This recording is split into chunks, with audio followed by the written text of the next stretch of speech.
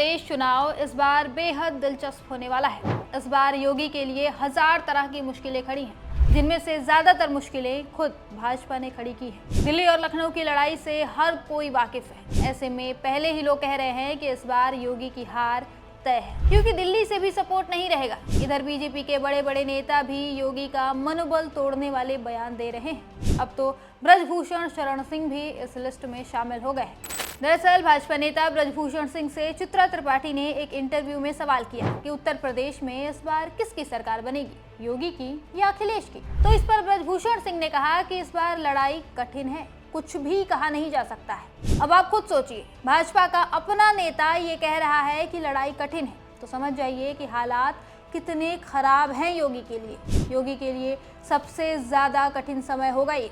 एक तरफ दिल्ली से लड़ाई चल रही है और दूसरी तरफ जनता भी इनसे कुछ खास खुश नहीं है। ऐसे में इनका दोबारा सत्ता में आना मुश्किल लगता है। अभी कुछ दिनों पहले ही दिल्ली की नाराजगी का एक और नमूना देखने को मिला था, जब राज्यपाल आनंदीबेन पटेल ने सीधे सीधे योगी के गढ़ में जाकर उनके कामों की बुराई कर दी थी।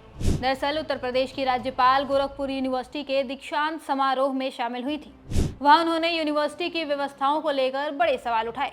उनका ये भाषण सोशल मीडिया पर भी जमकर वायरल हुआ। राज्यपाल ने कहा था कि ये तो गोरखपुर है, जहां स्वयं सीएम योगी आदित्यनाथ विराजमान है। वहां ऐसी कमियां होंगी तो क्या होगा।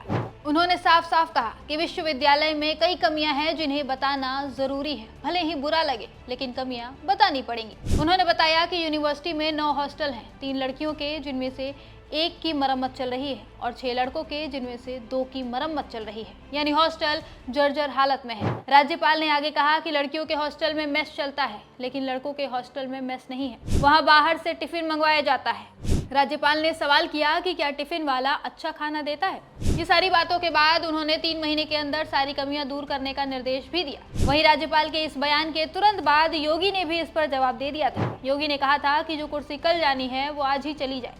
ये बयान देकर योगी ने साफ कर दिया था कि वो झुकने वाले नहीं हैं, चाहे कुर्सी चली ही क्यों न जाए। एक तरह से उन्होंने सीधे सीधे दिल्ली को चैलेंज दे दिया कि अब लड़ाई आर या पार की होगी। उनका ये बयान साफ बताता है कि लड़ाई अब जबरदस्त छिड़ चुकी है, कभी भी विभाजन की खबरें आ सकती हैं और इससे सबसे बड़ा नुकसान होगा योगी का। योगी के लिए ये सबसे मुश्किल चुनाव होने वाला है। एक तरफ दिल्ली से तनातनी चल रही है, राज्यपाल के बयान आ रहे हैं और तो और पार्टी के अंदर से असंतोष की खबरें भी आ रही हैं। दूसरी तरफ जनता भी इनसे कुछ खास खुश नहीं दिख रही है। महंगाई, बेरोजगारी, कानून व्यवस्था के मुद्दे अभी भी जिंदा हैं।